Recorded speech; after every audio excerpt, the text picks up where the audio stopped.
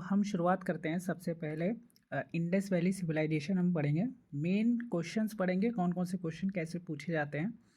Indus Valley Civilisation UP triple S C के लिए भी इम्पोर्टेंट है, जो पीईटी होगा, और Allahabad High Court RO ARO में भी ये पूछा जाता है।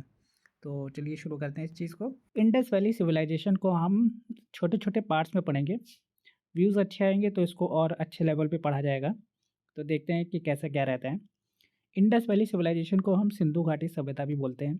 हमारा जो पहला क्वेश्चन बनता है सिंधु घाटी सभ्यता को लेकर पूछा जाता है कि फर्स्ट स्कॉलर जो थे जिन्होंने इंडस वैली सिविलाइजेशन नाम यूज़ किया था, उनका नाम हमें बताना होता है। तो उनका जो नाम था वो था जॉन मार्शल। ठीक, ये फर्स्ट स्कॉलर थे जिन्होंने इंडस सिविलाइजेशन नाम दिया था। ये डायरेक्टर जनरल भी थे आर्कोलॉजिकल सर्वे ऑफ इंडिया का। ये स्टेटमेंट टाइप क्वेश्चन एक बार बना था, जिसमें स्टेटमेंट 1 तो दे रखा था कि first scholar Indus Civilisation John Marshall थे। सेकंड स्टेटमेंट था कि ये Director General of Archaeological Survey थे। तो वो उस समय दोनों ही स्टेटमेंट करेक्ट था। हिंदी में देख लेते हैं। सिंधु घाटी सभ्यता शब्द का प्रयोग करने वाले पहले विद्वान जॉन मार्शल थे। वे पुरातत्व सर्वेक्षण के महानिर्देशक भी थे। इसके बाद जो हमारा दूसरा क्वेश्चन बनता है, जिसमें पूछा जाता है कि इंडस वैली सिविलाइजेशन जिस पीरियड में थी, उस पीरियड को हम और किस नाम से जानते हैं। तो एक तो उसका नाम रहता है हिस्टोरिक पीरियड, और दूसरा नाम रहता है ब्रॉन्ज एज। जो पूछा गया क्वेश्चन है ये।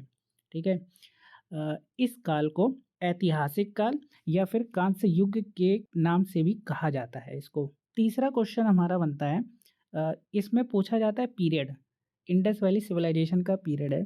ठीक है, इसका जो पीरियड है वो 1300 से लेकर 1750 तक भी है बीसी का। लेकिन कहीं कहीं किसी एग्ज़ाम में ये ऑप्शन नहीं होता है। वहाँ पे ऑप्शन जो होता है वो होता है 2500 से लेकर 1750 बीसी।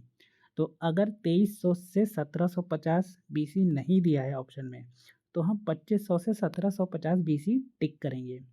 अगर ऑप्शन में पहले वाला दे रखा है 2300 बीसी, तो हम उसको टिक करेंगे। तो ये हमारा तीसरा क्वेश्चन इस तरीके से बनता है। इस पे चौथा क्वेश्चन हमारा बनता है, ये बहुत इंपॉर्टेंट है, ये काफ़ी एग्जाम में पूछा गया है कि हड़प्पा जो था वो किसके द्वारा डिस्कवर किया गया था। वो दयाराम साहनी के द्वारा डिस्कवर किया गया था 1921 में। ये क्वेश्चन बहुत ज़्यादा इंपॉर्टेंट है और कई बार पूछा गया है।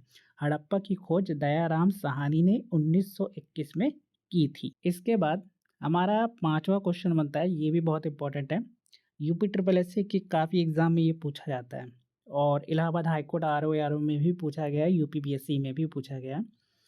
ये पूछा जाता है कि जो हड़प्पा है वो किस नदी के पास में है।